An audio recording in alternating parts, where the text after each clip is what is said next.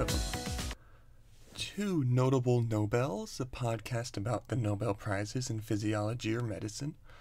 My name is Harrison Doolin. I am a PhD candidate at the University of California, Riverside, and I will be your host for this web series. The purpose of this series is to trace key advancements made in the biological and medical sciences over the past 120 years or so, and we're using the Nobel Prizes in Physiology or Medicine as a guide. The Nobel Prize is the most prestigious award a scientist can receive, and it marks discoveries that have made a profound impact on our understanding of human biology and ability to treat diseases. Today's episode is the second of a three-part series looking at Nobel Prizes awarded for the discovery of antibiotics, one of the most important discoveries in the history of medicine.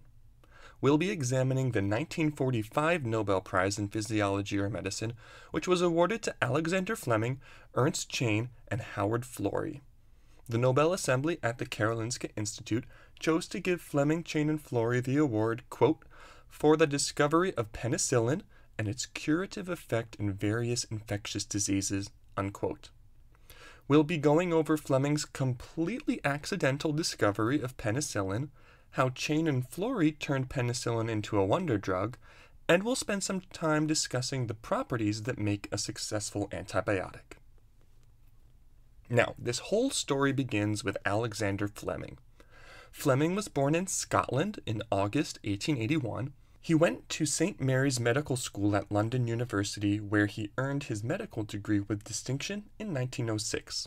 Rather than going into medical practice, he began a research career at St. Mary's under Sir Almroth Wright, a pioneer of bacterial vaccines and one of Britain's leading infectious disease experts. Fleming was a lecturer at St. Mary's until 1914, when World War I brought him out of his lab and lecture hall and into active service. He served throughout World War I as a captain in the Army Medical Corps, and in 1918 he returned to St. Mary's, where he would stay for the next 30 years, rising to the rank of Professor of Bacteriology. It was during this time that he would make his revolutionary discovery, which came from his research into infectious bacteria. We fail to appreciate this nowadays, but in the first decades of the 20th century, the days before antibiotics, even small cuts or puncture wounds had the potential to be life-threatening. Bacteria that can make us sick are normally prevented from gaining access to our body by our skin. If bacteria breach the skin, our immune system stands ready to attack and eliminate the invaders. But if the bacteria can get past the skin and the immune system, a serious infection can set in. If the infection spreads to our circulatory system, then we can develop a serious condition called septicemia, a bacterial infection of the blood. Once the bacteria gain access to the blood, they can spread to and attack other organs in the body, and as they do, our body's immune system chases after them, desperately trying to control the infection. However, in its eagerness to stop the infection, our immune system can sometimes end up doing harm not just to the invading microbes, but also to our own bodies. In the case of septicemia, if the infection occurs across our entire circulatory system, then the immune cells in our body will become activated across our entire body, and this results in damage to our blood vessels. So some of those damaged blood vessels can begin to leak, leading to a drop in blood pressure and less oxygen delivered by the blood. If the leaking gets to be too bad, organs can begin to fail as they become starved of oxygen, and widespread organ failure leads to death. Cases such as this were all too common to doctors living in the age before antibiotics. Whenever the body's defenses were breached and the bacteria were given a chance to infect the blood, the danger of septicemia was real. There had been some progress, however. One person in particular had begun pushing for the use of chemotherapies to treat infectious diseases. That person was Paul Ehrlich, a Nobel Prize winner, who had dreamed up the idea of a, quote, magic bullet. This was a compound that could selectively target and kill bacteria. Ehrlich had marketed his drug called Salvarsan in 1910 for the treatment of syphilis, and it was an effective drug, but it had a lot of side effects and was difficult to administer. It wasn't quite the revolutionary medicine that Ehrlich had wanted, and it was clear the medical community still had a long way to go in the fight against infectious diseases. Back in those days, childbirth, an incredibly messy and bloody affair, always carried with it the risk of bacterial infection.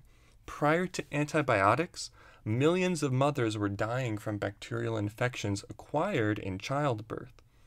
And despite the advancements made in hygienics, with doctors taking extra care to sterilize their hands and equipment, surgery was still a very risky affair.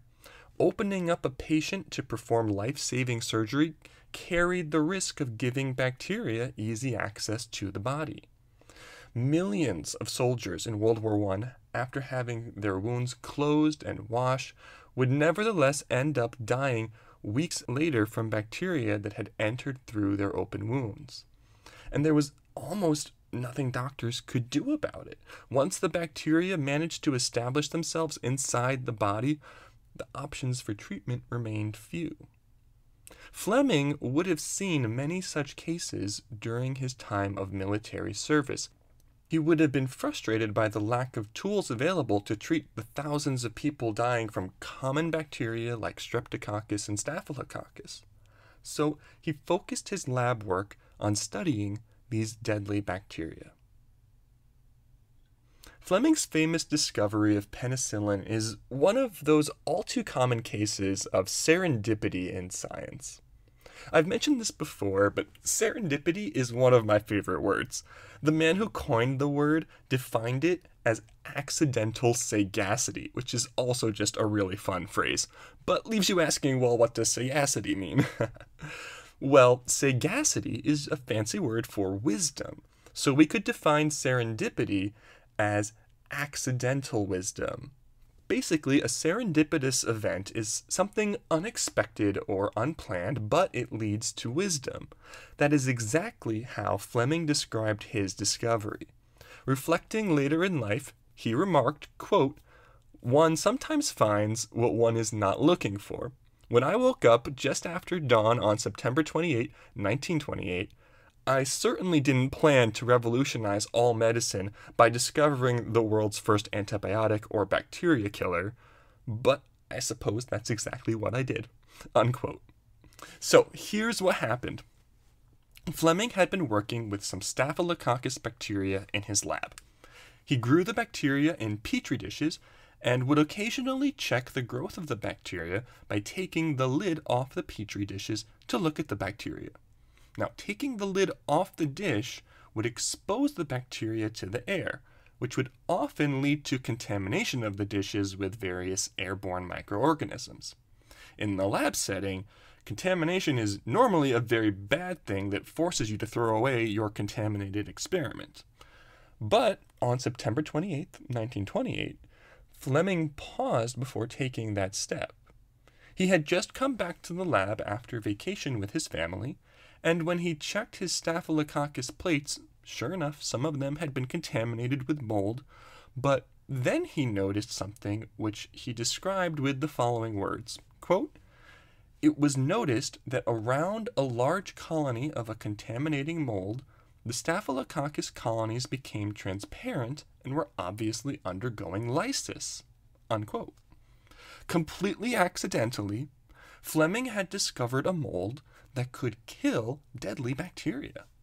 Excited, he began working with the mold, and he identified it as an already discovered fungus called Penicillin. Fleming began testing the mold in petri dishes to see which bacteria it could kill. He found it was effective against a wide range of bacteria, including Streptococcus, Staphylococcus, diphtheria, and pneumococcus. He called this magical substance penicillin, and he wanted to isolate the penicillin from the mold as a pure substance, but it proved to be technically challenging. He also discovered that the mold, while it was very good at killing many different types of bacteria, it had no effect on other important pathogens such as tuberculosis, E. coli, and Haemophilus bacteria. Fleming published his discovery of penicillin in 1929, but he didn't publish it as a drug. He simply stated that the antibacterial properties of penicillin were useful for preventing contamination when growing Haemophilus bacteria. He continued to study the mold for the next couple of years, but stopped after 1931, continuing to use it only in cell culture. But then something big happened in 1935. Sulfa drugs. The discovery of the antibiotic activity of the sulfa drugs demonstrated that bacteria could be targeted with chemical compounds. This heightened the search for Ehrlich's magic bullet, and many scientists began a renewed search for chemicals that could be turned into antibiotic drugs. It's at this point that the other two 1945 Nobel Prize winners, Chain and Florey, enter the story. Chain and Florey were working in Oxford when they began their work with penicillin. Neither of them was originally from England. Ernst Chain was born and educated in Germany as a chemist, but the rise of Nazi power led him to emigrate to England in 1933. Howard Florey was born in Australia, but moved to England in the early 1920s after he was awarded a Rhodes Fellowship to attend Magdalen College, Oxford. The colleagues began working on Fleming's penicillin mold in 1939, a full decade after Fleming had first discovered the antibacterial properties of the fungus. Chain, the chemist, was able to purify the penicillin compound from the culture media used to grow the mold, and Florey oversaw the first animal experiments. Mice given the drug showed no adverse reactions, meaning it was safe and not toxic to the animals. The pair then began testing the drug's effectiveness at curing bacterial infections. They took a group of 50 mice and injected them with lethal doses of Streptococcus bacteria. Half of the mice were then injected with penicillin, while the other half were left untreated. The next day, all 25 of the untreated mice were dead, while only one of the mice given penicillin had died. It was an amazing result. They then repeated the experiment, this time with Staphylococcus bacteria. Again, all the untreated mice died, while only 3 of the mice given penicillin died. The team published their results in 1940 and began looking for ways they could begin testing the drug in the clinic. However, this proved challenging. The penicillin was still very unstable and difficult to purify in large quantities. They finally managed to produce enough to treat their first patient, a local Oxford police officer, in 1941. The drug worked at first, but then the supply of penicillin ran out, and the patient ended up dying. The team realized they would need to find a way to scale up production of the drug. However, they didn't have the equipment needed for large-scale production. Their small academic lab in Oxford was just not big enough. They realized they would need help from industrial scientists and pharmaceutical companies. However, by this point, Britain was thoroughly preoccupied with World War II, and that included the British pharmaceutical companies. Chain and Florey decided to turn to the United States for help. Florey traveled to the United States in 1941 with the penicillin mold and met with members of the U.S. Department of Agriculture, who did have the capacities for large-scale growth of the mold. They also began looking for other ways to improve the efficiency of the penicillin production process. They started looking for other strains of the mold that might produce higher yields of penicillin, and they eventually, totally serendipitously, found one from a moldy cantaloupe that produced 6 times as much penicillin as Fleming's strain. Florey also began recruiting American pharmaceutical companies for assistance with making penicillin. However, it remained difficult to produce the drug, and many companies were unwilling to devote too much attention to it. In 1942, the first U.S. patient was treated with penicillin. The patient was a woman suffering from septicemia after a miscarriage. Her fever was 105 degrees Fahrenheit when they began giving her the drug, but by the next day, her temperature had returned to normal and she eventually recovered. Her recovery was amazing, but her treatment used about half of the total amount of penicillin available in the U.S. at the time. However, it increasingly became clear that penicillin was an incredibly safe and potent antibiotic, and more patients were miraculously cured with the drug. The drug was seen as particularly valuable over the previous generation of sulfa drug antibiotics, as it had fewer side effects and was noticeably more potent. Following the United States' entry into World War II, the U.S. government completely took over production of penicillin, and they were able to make more resources available to pharmaceutical companies for its production. At the end of 1942, the U.S. only had enough penicillin to treat about 100 patients. The increased production methods, combined with the government resources, resulted in the United States having millions of doses of the antibiotic available at the end of 1943. This was distributed among Allied forces during the final years of World War II. The drug gained worldwide acceptance and popularity, including among the members of the Nobel Committee, and in 1945, just 4 years after the first human trial with penicillin, Fleming, Chain, and Florey were awarded the Nobel Prize in Physiology or Medicine. The benefits of penicillin were clear to see, but scientists wanted to know how exactly did it work? How could this drug so effectively kill the bacterial cells while leaving the human cells alone? To answer that question, we have to go into a little detail about the differences between bacterial cells and human cells. Bacterial cells and human cells maintain their shape with a structure called a cell membrane. Now, in addition to this cell membrane, bacterial cells also have a second structure called a cell wall, and this surrounds the cell and helps it maintain its shape. The cell walls of most bacteria are made up of molecules called peptinoglycans, which the bacteria synthesize when they are actively dividing. Now, it was noticed that penicillin effectively kills bacteria when the cells are actively dividing, and it was also noticed that penicillin produces morphological changes in the bacteria, for example, turning rod-shaped bacteria into spheres. This led researchers to hypothesize that penicillin might interfere with bacterial cell wall synthesis, and this turned out later to be correct. Penicillin works by blocking the linkage of peptinoglycans, which greatly weakens the bacterial cell wall. As the bacteria grows, the internal pressure inside the cell pushes against that cell wall. The weakened cell wall is unable to bear this pressure. Eventually, the pressure becomes too much and the cell bursts, killing the bacteria. Pretty cool, right? Now remember, human cells don't make cell walls, so penicillin has no effect on human cells. This makes it a very safe and very effective medicine.